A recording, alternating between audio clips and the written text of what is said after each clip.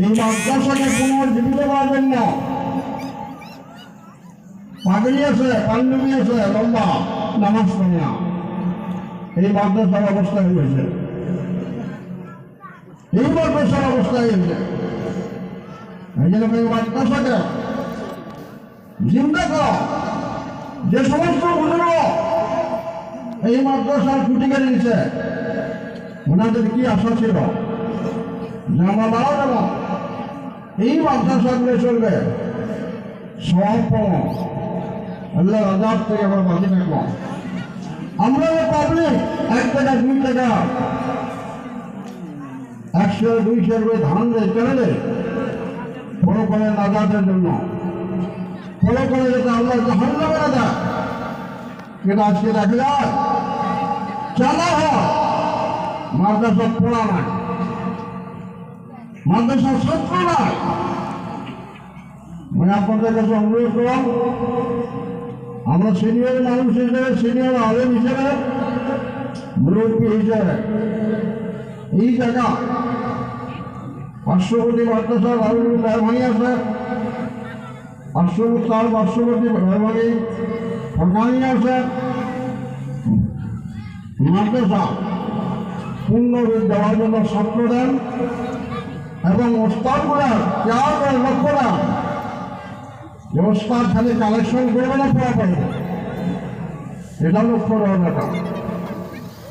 আমরা ছাত্র দেওয়ার জন্য রাজ দিয়েছি, ছাত্র দেব মাদ্রাসার পূর্ণ পর্যায়ে উন্নতি আমলগুলো রাখবে।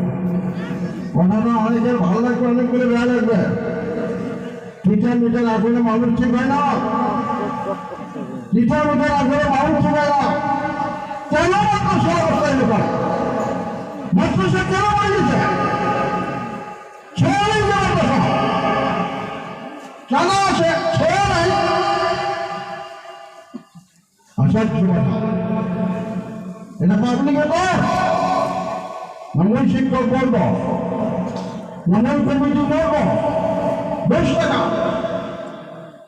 কেন আলাদা না? প্রত্যেকটা মানুষের হয়েছে মাদ্রাসা, কে চালে যাবে? মেয়ে মানুষের চালাবে, পর্দার আওয়াজ হয়ে চালাবে।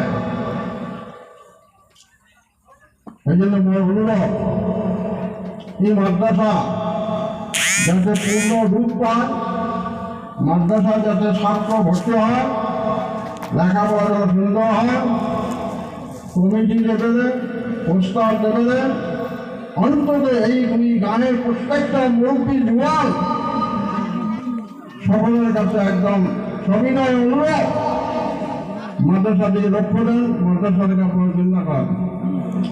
বাবা তোমার একটা বড় বাবা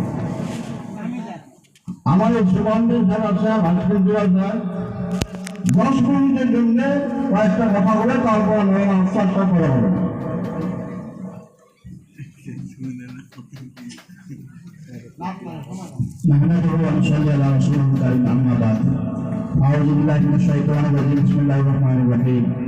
উপস্থিত আজকের এই জলসার সভাপতি সাহেব, প্রমুখে এখানে অঞ্চলের আলেম ওলামা, বুঝিদাঙ্গি, মুরব্বি ইকরাম, প্রত্যেকের কাছে আমাদের অনুরোধ,